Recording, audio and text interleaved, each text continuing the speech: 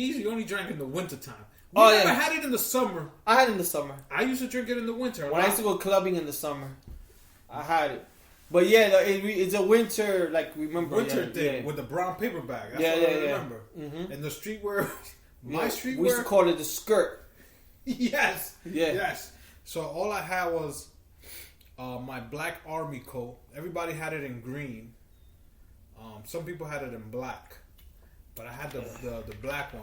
And if you guys know what I'm saying, the army jacket. Why the fuck did I suggest drinking a 40? Oh, you said it. Yeah. The army jacket was the shit to have because it was like you could put it with a hoodie. Mm-hmm. It had its own hoodie because it was inside the zipper. Yeah. You know which one I'm talking about. Yeah, I remember the one you had. Not the pea coat. No, the black army jacket. The army jacket. Yeah, that's 3/4. Yes. Yeah, I remember. Everybody had it in green. I wanted them. And then when they came out in black, I was like, oh, I want that shit. I had like the 2 pockets on top, on the side. They don't, people. You could hide your weed on one of the ones on top, cigarettes on the other if you smoke. Yeah. Then you had the long big pockets if you cold. And you had your hoodie. That was my fucking streetwear for 40. I'm trying to think. I mean, just when you think of a 40, the first thing you think about is baggy blue jeans, and Timberland boots, construction boots, fuck yeah, and a big ass coat. It could be any type of thing, as long as it's a winter coat. I'm trying to think. Well, the only thing I remember from like in the winter back in the days, I didn't remember. I had no coat, so I used to bum off of Richie's the hand-me-downs. Yeah. And Richie had this Pittsburgh Steelers. Like, this is when those jackets used to go. Like, it was like thin, but like it looks kind of like vinyl. Okay. It was black with the yellow, and they had the Pittsburgh Steelers. Cause Richie used to like the Steelers too. I had that. That was on my jacket and my coat, cause I had no coat. Plus, what I would do is I would wear like 50 sweaters under, cause I had no coat. So I would wear that little thin jacket.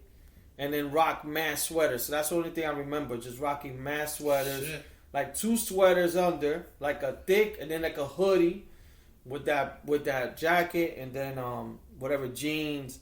I didn't get Tim's because I could never afford the construction Tim's. I never had Tim's. I used to go to Favor. The only one Tim's I had, my first Tim's were the beef and broccoli. Oh, okay. But I think I got them uptown like through some type of either flea market or something. That got them good.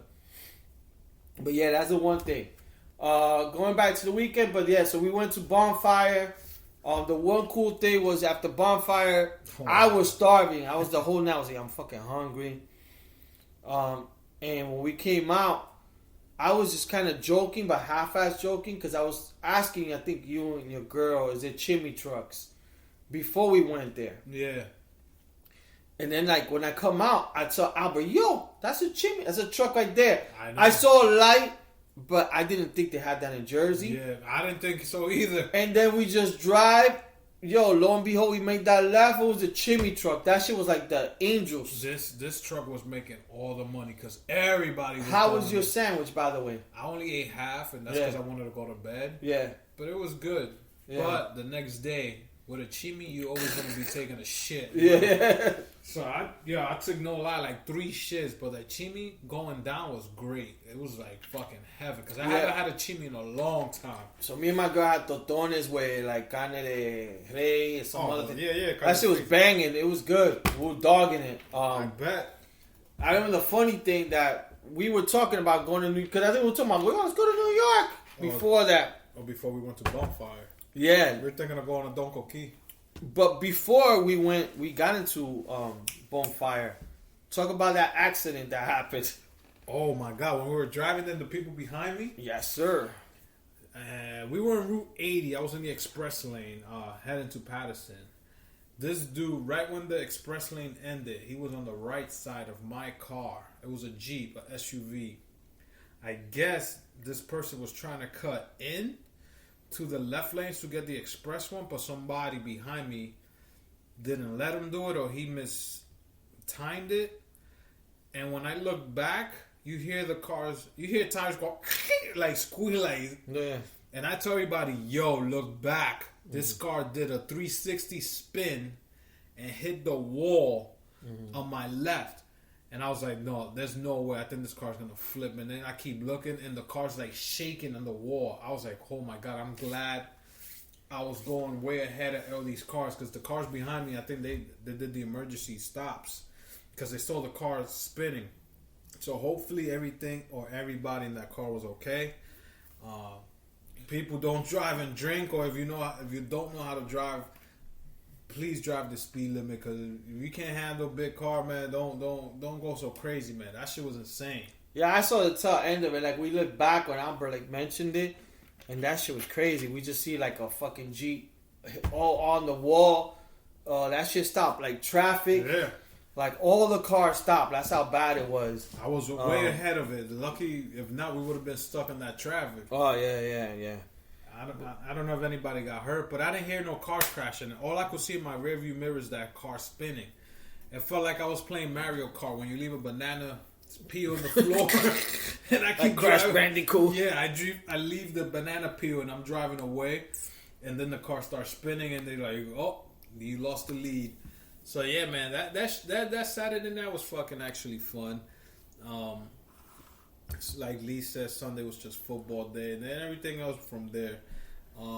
But you guys listened to Maniac from the Flashdance movie in the beginning and the intro of this episode. And the only reason I put that song, yes, it's a 1983 song, so it's episode 83. But at the same time, I wanted to get into if you guys or girls have any type of weird stories or good experience if you've had at a strip club. So I was trying to think back, like, when did I start going to strip clubs?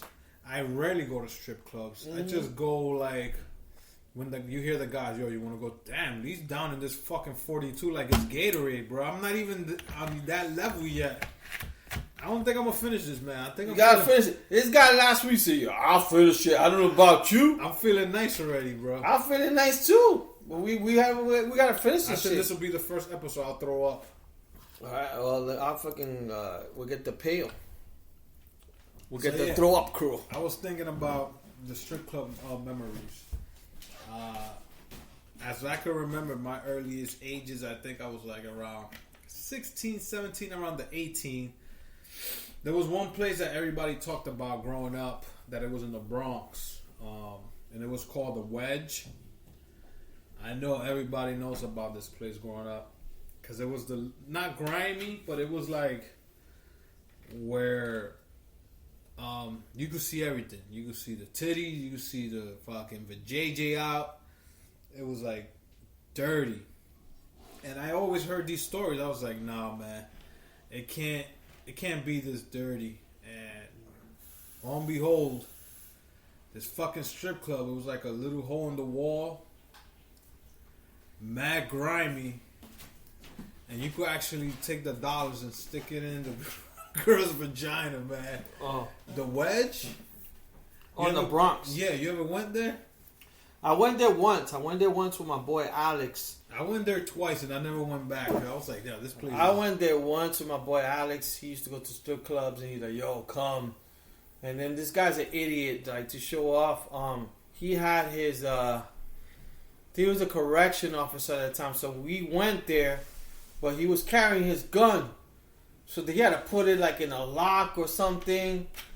I forgot, but yeah, I went to Al's Wedge. I was there for a little bit.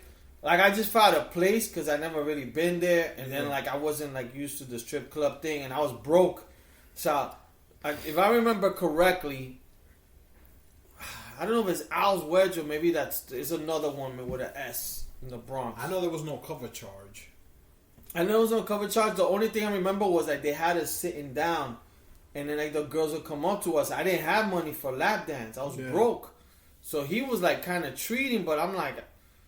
He just told me, yo, come, whatever. And I told him, I don't got money like that. He's like, nah, don't worry about it. But then I'm like, I didn't know, like, what the fuck to do, like, where to put the, like, I knew about the money, but it was more like kind of like bottle service kind of. And I'm like, I don't know if it's more money. I never been to one in the Bronx. The only one I used to go to, which was my first one, I used to go to this one in Queens called Naked City. I've been there also. So, did we ever go together? Nah. But I know that place because I've been there. So I used to go to Naked City, and if I remember correctly, it's like in Woodside, like 61st Street. You walk towards like whatever that boulevard towards the end. But we used to take the train. I think that was the 7 train. Take the 7 train and then walk down. And I used to go to Naked City. Naked City. And I went again with Alex. Me and my boy Alex went. I think his cousins, Frankie, I think Adrian. We went, and I remember, this will be funny. We went like in a period of 3 or 4 days, and this is a crazy story. So I went with Alex like on a Thursday, I think. So me and Alex go on a Thursday. When we go, I don't even know how the fuck we did this. We didn't have like money. We met 2 girls. Okay. 2 strippers. So he met one girl, like a Puerto Rican chick. And he was saying, because he was from the army at that time. And he had came back home. It was around the holidays. It was winter time. So he's like, oh yeah, I'm from the army. But he was bullshit. He was like, Jesus. Yeah, I got you, girl. You live with me if you get married. I don't know. She was into it. The same way he was playing her, dándole muela, she was dándole muela para atrás. Okay. She's like, oh my God, I'll get married with you, all this stuff. Because she was thinking like I get a house and all stuff. I think if you get married or something, you get a house. They kept throwing pujas at each other. I met a girl, her name was Ebony, her stage name, but she was... She must look good because you remember her name. She was beautiful. She was half Italian, half, I think, Greek or something. Her complexion was like your complexion with hazel eyes. God damn. So she wasn't even look nothing like Ebony, but because she was like a light skin, for that they called it that. But green eyes, beautiful girl. She kind of looked like that girl from what's the name of that show from HBO with Sloan. With Sloan. Yeah, Entourage. The girl. Yeah. Emmanuel Chikri? Yes. She looked something like that. She was very like Persian, but with green eyes. Like people, if you want to know who he's talking about, she was an Entourage, but another movie she was in was Waiting, but she was in with Adam Sandler. Don't mess with the Zohan. Okay. She was the main hairdresser. Look her up. Yeah, so she looked like her. She was very pretty. So I don't know how I got her number. Like I know she kept like showing me love because we went like it was either Thursday or Wednesday. It was like a dead night. So because it was dead, they kept talking to us because I guess we were cool. It wasn't. It was like older people. I got her number. Like she gave me her number. Back in the days I didn't have a cell phone, so you just remember it. Oh yeah. 718 blah blah blah. And I left the yo Alex. Remember these 378. I remember 5182. No pen and paper, bro? No. Damn. So eventually I got pen and paper, wrote down her number. There was a number. So it was Thursday. So then Friday we were telling his cousin yo, we had mad fun. His cousin, yo, let's go. Uh-oh. Fuck it, let's go. So we went because Alex was here for like a week. Mm-hmm. This was on Thanksgiving because he had to go back to the army base. We go Friday with more guys. We're having fun. I see the same girl again, but I'm trying to play her like I'm not sweating her because I'm going back the next night. So I didn't want to, you know how we are when we're young? Yo, I don't want to be sweating her. Yeah. So, but in reality, you want to go talk to her. You want to see her. Yeah, so I went back. I was acting cool, but she was noticing. How was the body? She was beautiful. Ow, she was hot. She was hot. Tatas were on point. She was thick. She was Cardi B thick? Not that thick. Not that thick. She was thick. Woo! She had a nice body and everything. So there we go. So then fucking Alex, I think the second night, Alex was talking to a white blonde girl. The second night we went, the white blonde girl wasn't there, but Ebony was there. He started talking to, my Ebony was there, actually Andrea. So he started talking to a girl. That's the Puerto Rican girl that started throwing the muelas on him on Friday. So on Friday, he's drinking. He's on. He's throwing all this shit at her. Friday night. I think Saturday comes. He's like, yo, let's go. I'm like, I'm not going. I didn't go, but I think his cousins went with him. Saturday. I think he went by himself. Okay. All I know is that the next, I think like Sunday, and he's like, yo, you know that girl? And I'm like, yeah. Yo, I'm gonna marry her. Oh, Because he was